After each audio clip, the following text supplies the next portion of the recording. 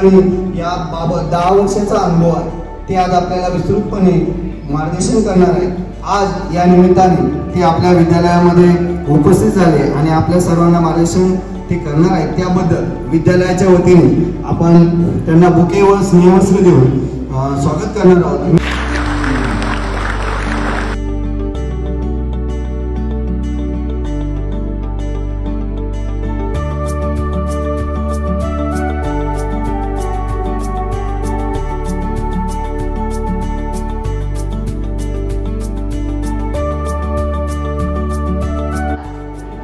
घाबरत कोण नाही इथे,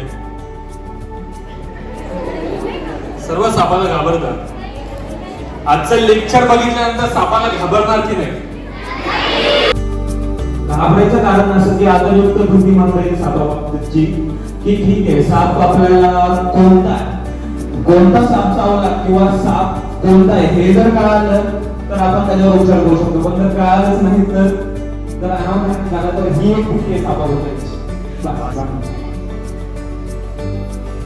आज 5 वर्ष झालेले या क्षेत्रामध्ये, तरी सापाबद्दल त्यांच्या आज आदरयुक्त भीती। असं नाही की साप बघितल्यानंतर ते पळून जातात, त्यांना देखील खूप ठिकाणी बोलवतात सर्प बचावासाठी, परंतु योग्य एक आदरयुक्त भीती असते प्रत्येक प्राणीविषयी। जर त्या प्राण्याच्या स्वभावाच्या पलीकडे जर गेलो तर तो प्राणी आपल्याला चावू शकतो किंवा घात करू शकतो, ही माहिती नेहमी डोक्यात ठेवायची असते। मी हे विचारण्याचं कारण असं होतं, मी आज इथे आलोय तुम्हाला सापांविषयी सांगणार आहे। समजा नागतोड आहे तर नागतोड्याला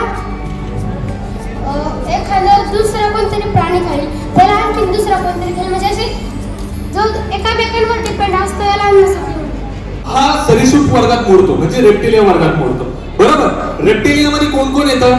मगर माहितीये तुम्हाला? मगरीचा फोटो दिसतो तुम्हाला? कासव दिसतो तुम्हाला? त्याच्यानंतर साप दिसतो, तुटाला म्हणून एक पाल आहे ती सुद्धा दिसतं तुम्हाला। हे सर्व तर रेप्टिलिया साप जिभेने वास घेतात, अर्ध सत्य। साप जिभेने वास घेत नाही तर ते हवेतील गंधकण गोळा करून आपल्या जबड्यातील एका ग्रंथीत सोडतात, येथे या वासाचे पृथक्करण होते, त्यामुळे जिभेची मदत घेऊन सापाला वास घेता येतो, हेच खरे। हवेमधून गंधकण साप घेतोय, त्यानंतर हे समजा उंदराचे गंधकण आहेत, ते सापाच्या जिभेला पोहोचले, वरती जी ग्रंथी आहे जी जॅकबसन ग्रंथी म्हणतो आपण, तिथपर्यंत ते गंधकण सापाला पोहोचवले त्यांनी। त्यानंतर त्याचं विश्लेषण सापाला समजतं की ते गंधकण कसे, अशा प्रकारे सापाला जिभेचा फायदा होत असतो, बरोबर आहे। ते मधल्या बाजूला वळलेले दिसतात तुम्हाला तिकडच्या फोटोत, ठीक आहे। ज्यावेळेस साप तोंड उघडतो चावायला, त्यानंतर ते दात बाहेर येतात आणि खड्डी असल्यासारखे खड्डीतून ते विष बाहेर पडतं, बरोबर। इथे तुम्हाला दिसतं, इथे काय लिहिलंय? घोणसाच्या दातांची घडी होते आणि तोंड उघडताच ते बाहेर येतात। ते कसले दाखवलेले दात? वायबरचे घृणत जागेचे, रसेल्स वायबरचे, बरोबर। समजलं तुम्हाला? सेन्स आहे तुम्हाला सांगितलं, बरोबर। हे तुमचं पाठ झालं पाहिजे, नाक, मण्यात, खुरसे आणि घोणस, बरोबर। इथे ते चारही साप त्यांचे ते चावल्यानंतर त्यांची विष नंतर कशी दिसतात ना ते सांगितलेले। छोटा असतो पुढचा फोटो घ्या। कॉइन दिसतो का तुम्हाला? कॉइन मध्ये इतकाच असतो, हा साप पूर्ण वाढला की इतकाच दिसतो, तुम्हाला लक्षात आलं असेल किती मोठा असतो साप, खूप छोटा असतो। हा तुम्हाला घरामध्ये बहुतेक वेळा दिसला असेल, ओके ठीक आहे। हा साप जो आहे ना, हा साप शक्यतो झाडावरती असतो, काय करायचं? हा साप शक्यतो झाडावरती असतो, पण बहुतेक वेळा आपल्याला जमिनीवरती सुद्धा बघायला भेटतो। याला तस्कर म्हटलं जातं, इंग्लिश मध्ये याला ट्रिंकेट स्नेक म्हटलं जातं। जशी काही ठिकाणी आपल्याला पिवळा कलर बघायला भेटतो, जर मुंबई सारख्या ठिकाणी गेला तर तुम्हाला थोडीशी काळपट भावना दिसते। याचं कारण असं असतं, तिकडचं जे वातावरण असतं, जी उष्णता असते, त्याच्यानुसार सापाचा कलर वेगवेगळा असू शकतो, त्याच्यामुळे कलर वरून तुम्ही पूर्णतः साप ओळखता येतो असं म्हणू शकत नाही, बरोबर। तर धावा तुम्हाला समजली? ठीक आहे। हा विरळ साप असतो, याच्याबद्दल सांगायचं झालं की या सापाला सर्पमित्र सर्व सापांना थोडंसं घाबरतात, पण सर्वच सर्पमित्र ह्या सापाला खूप घाबरतात। सापांमध्ये सुद्धा प्रकार असतात। हा साप चिडका आहे, तुम्ही याला फक्त थोडंसं टच करा, नाही तर त्याच्या शेजारून तरी चावतो, चिडका साप आहे। हा साप काय करतो? चावतो सोडतो, चावतो सोडतो, चावतो सोडतो, सारखे एकाच ठिकाणी चावतो सोडतो करतो, त्याच्यामुळे रक्तप्रवाह खूप होतो. हा साप शक्यतो ज्या ठिकाणी नदी नाल्या आहेत, ठीक आहे, तुमच्याकडे गटारी आहे समजा, तुमच्या आसपास जर समजा नदी आहे, तर अशा ठिकाणी हा साप जास्त करून आढळून येतो. हा कवड्या साप आहे, बरोबर. हा कवड्या हा घराच्या आसपास सहजासहजी दिसतो आपल्याला. पांडुर, पांडुराला पण तुम्ही बघितलंय किंवा नाव ऐकलंय बोटवरती. ओके, आवाज आवाज आवाज नको, आवाज नको, आवाज नको. त्या मांडुराला दोन तोंडे दिसतात का? कोणाकोणाला दिसतात? हातवरती करा. सर्वांच दोन तोंडे दिसतात. एक इथं तोंड आहे, बरोबर, एक इथं तोंड आहे, इथे इथे नाहीये तोंड, इथं तोंड आहे असं कोणाकोणाला वाटतं? बोटवरती करा. ओके, हात खाली करा. इथं तोंड आहे असं कोणाकोणाला वाटतं? हात वरती करा. बरं, हात खाली करा. हा साप आणि हा साप सेम आहे की वेगळे? हा कोणता साप आहे? पांडुराचा पिल्लू आहे. कोणत्या कलरचा आहे तो? हा याचा कलर मध्ये फरक दिसतो ना, बरोबर. लहान असताना तो वेगळ्या कलरचा दिसतो, थोडासा नारंगी कलरचा दिसतो. त्याच्या अंगावरती पट्टे असतात, काळ्या कलरचे पट्टे तुम्ही बघू शकता. अजगर, अजगर कोणी तुम्ही बघितलं?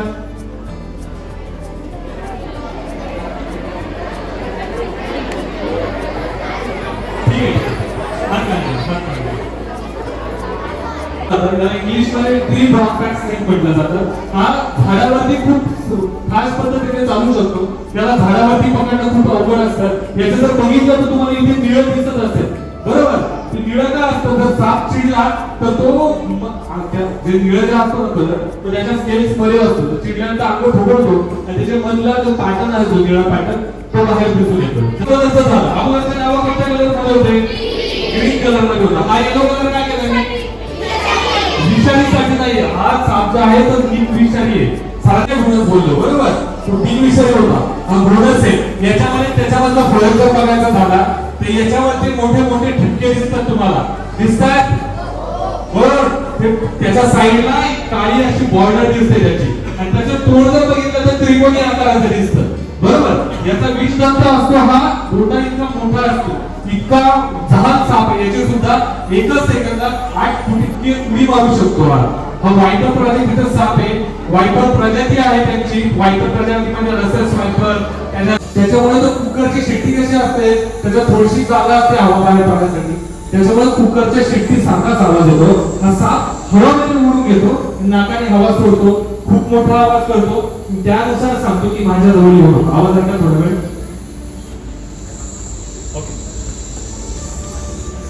हा असा पुढचा आहे आणि साईडने त्याच्यावर डोंगर असतात ना, त्या डोंगरासारखी नक्षी असते ती याच्यामध्ये इथे दिसून येईल तुम्हाला, बरोबर.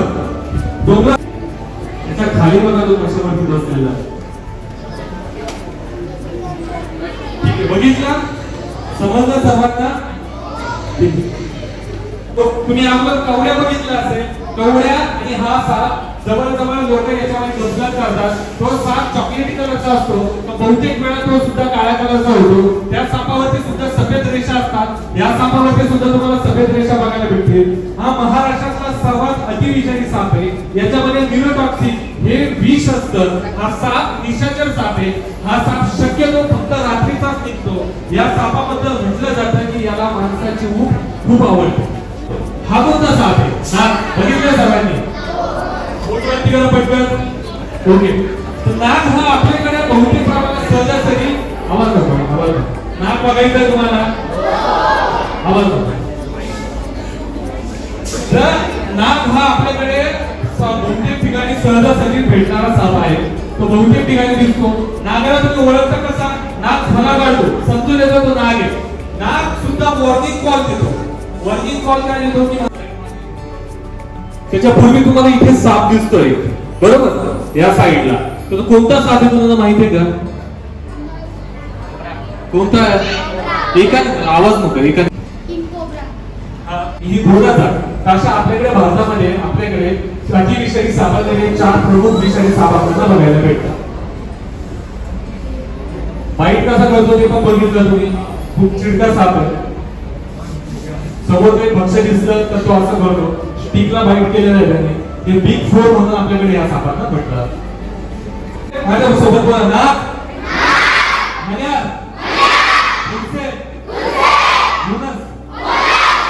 हे 4 प्रमुख विषय साप आपल्याकडे बघितलं. पटकन बोट वरती करा. पटकन राहुल आजगर. बस तिने बरोबर उत्तर सांगितलं. तिकडे क्लॅप करा. इकडचा साप कोणता आहे? बोट वरती करा. साप बरोबर ना सांगितलं. क्लॅप करा त्यासाठी. खालचा साप कोणता आहे? बरोबर नाक काय वाजलं तिथे. आता सांगा मला वरचा साप कोणता आहे? बोट वरती करा. गौऱ्या साप काय वाजलं त्यासाठी. याची ऍक्टिंग करता ना सर्व. आणि तो तिकडचा कोणता साप आहे? एक राहिला तो सेकंड किल करा. बिरोळा निवड किल जातात. बरोबर आलं जसं तो कसे आले हे दाखवले. आपल्या घराच्या आसपास अडचण नसायला पाहिजे. पाला पाचोळा नसायला पाहिजे जेणेकरून साप तिथे वास्तव्य करू शकतात. हा अशा प्रकारचा पाला पाचोळा समजा कचरा आपल्या घराच्या आसपास नसावा जेणेकरून साप हे करू शकतो. वास्तव्य करू शकतात. आपल्या घराच्या वरती अशा प्रकारच्या भेगा नसाव्या ज्या असतील तर त्या बुजवून टाकाव्यात जेणेकरून साप तिथे चढून तिथे वास्तव्य करू शकतो. हा तस्कर प्रजातीचा साप आहे. हा सुद्धा तस्कर प्रजातीचा साप आहे. आपल्या जर घराच्या खिडक्या जर असतील तर त्या खिडक्याला लगत एखादा कोणतं झाड नसावं जेणेकरून झाडाच्या साहाय्याने साप खिडकी वाजून तुमच्या घरामध्ये येऊ शकतो.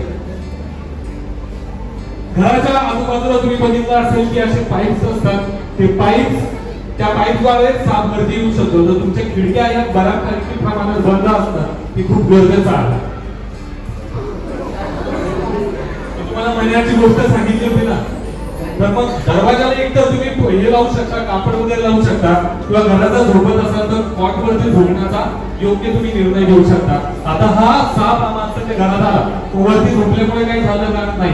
हॉस्पिटलमध्ये जाणं फार गरजेचं आहे. पण त्याच्या अगोदर घरगुती प्रथमोपचार करणं फार गरजेचं आहे. म्हणजे हॉस्पिटलमध्ये घराच्या आसपास नसतं ते प्रथमोपचार काय करावे कसं करावे. साप कोणते कोणते असतात कसे कसे असतात विषारी कोणते विषारी कोणते सगळ्यांनी पाहिले. ओके मग आता साप चावल्यानंतर काय करायचं याची आपण माहिती घेऊ. याच्यामध्ये मी तुम्हाला 2 गोष्टी सांगतो. सरांनी बोलता बोलता विषाचे 2 टाईप सांगितले. विषाचे 2 प्रकार सांगितले. कोणते होते? मन्यार आणि घोणस या दोन्ही वेळेस सरांनी विषाचे 2 प्रकार सांगितले. ऐकले का सगळ्यांनी? विषाचे 2 प्रकार आहेत. एक हेमोटॉक्सिक आणि दुसरा न्यूरोटॉक्सिक. त्यातला हेमोटॉक्सिक जो आहे तो रक्तावर अफेक्ट करतो. म्हणजे त्याचा जो प्रभाव आहे तो आपल्या रक्तावर पडतो. आणि दुसरा जो न्यूरोटॉक्सिक आहे न्यूरोटॉक्सिक कशावर अफेक्ट करत असेल? माणसाच्या नर्वस सिस्टीमवर. आपली चेतासंस्था जी असते ना त्याच्यावर न्यूरोटॉक्सिक हा विषय ते अफेक्ट करतो. ओके आलं सगळ्यांच्या लक्षात? विषारी सापाचं विष हे कोणताही मंत्र म्हणून उतरवता येत नाही. त्यासाठी दवाखान्यातच जावं लागतं. पण दवा मिनिटात माहिती होत उपचार आपल्याला काय काय करायचं. सगळ्यात पहिला बट ओनली फर्स्ट एड. म्हणजे आपण साप जो चावलेला आहे तो पूर्णपणे आपण बरं करू शकत नाही. पण आपण काय करू शकतो? प्रथमोपचार करू शकतो. फर्स्ट एड आपण करू शकतो. त्यामुळे सगळ्यात पहिलं काय काम तो व्यक्ती म्हणजे ज्या माणसाला साप चावलेला आहे असा माणूस आपण सगळ्यात पहिल्यांदा काय करायचं? शांत करायचं. की ठीक आहे एवढी काही मोठी गोष्ट झालेली नाहीये. नॉर्मल एक साप चावलेला आहे फक्त. आपण सांगितलं साप चावलेल्या व्यक्तीला एएसवी होतात. ऍक्टिव्ह नाही मॅडम ते एएसवी जे आहे ते असं नसतं. हे बॉटल्स मध्ये छोट्या बॉटल्स मध्ये सापाविषयी माहिती कळली. मी बघितलं भरपूर ठिकाणी एनर्जी बहुतेक मुलांमध्ये नसते. त्यांना मोडायला सांगितलं त्यांचं एक ह्या असतो बीच असतो ठराविक समजू शकतो व्यक्तीपर्यंत बीच. पण तुमच्यामध्ये एनर्जी सगळ्यात जास्त आहे. रयत गुरुकुल प्रकल्पांतर्गत पहिलं व्याख्यान आपण या ठिकाणी आयोजित केलं होतं. साप समज आणि गैरसमज या व्याख्यानासाठी तज्ञ मार्गदर्शक म्हणून आपल्याला उपस्थित आपल्याला लाभलेले श्री अविनाश वाघमारे सर यांना जवळपास 10 वर्ष स्नेक हँडलिंगचा अनुभव आहे. त्याचबरोबर त्यांच्यासोबत उपस्थित असलेले श्री प्रशांत पुतळे सर यांनाही 5 वर्षाचा अनुभव आहे. खरं तर मी आभार मानण्यासाठी या ठिकाणी उपस्थित आहे, पण मला प्रश्न पडला की सरांचा आभार मानावा तरी कसं. म्हणजे आतापर्यंत सर आमच्या विद्यालयामध्ये बरेचसे सर्पमित्र येऊन गेले, पण इतका लाईव्ह अनुभव आणि अशा डिजिटल पद्धतीनं आमच्या विद्यार्थ्यांना व्याख्यान ते पहिल्यांदाच मिळालं. खरोखर सर मी मनापासून तुमची खूप खूप आभारी आहे. आणि गेले 2 तास दीड ते 2 तास सलग आपल्याला ते मार्गदर्शन करतायत आणि विद्यार्थ्यांना कशा पद्धतीनं खिळवून ठेवणं हे खरं तर एका शिक्षकाला जमतं. वास्तविक ते शिक्षक नाहीये, ते स्पर्धा परीक्षेचा सध्या अभ्यास करताय, पण गेले 2 तास तुम्ही थोडेसेही तसूबरही जागचे हल्लेले नाहीयेत आणि सलग बसून त्यांचं मार्गदर्शन ऐकताय. अशा पद्धतीनं त्यांनी आपल्याला मार्गदर्शन केलं. मी तुम्हाला आताच सांगितलं की ते शिक्षक नाहीयेत, पण शिक्षकाचे बरेचसे गुण त्यांच्यामध्ये आहेत. त्याचं कारण एक वेगळं आहे, तुम्हाला यापूर्वी सांगितलेलं नाहीये, म्हणून आता सांगते. आपल्या विद्यालयाचे प्राचार्य माननीय श्री वाघमारे सर यांचे ते चिरंजीव आहेत. एकदा जोरदार टाळ्या वाजवून त्यांच्यासाठी. आणि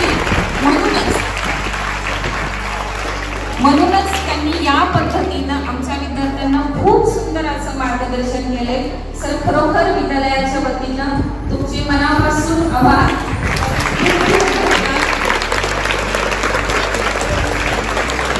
आणि ही संधी आपल्याला आपल्या विद्यालयाच्या प्राचार्यांनी उपलब्ध करून दिली, त्याबद्दल मी पुन्हा एकदा प्राचार्यांचे, आपले उपप्राचार्यांचे, पर्यवेक्षिका मॅडम या सर्वांचेही मनापासून आभार मानते.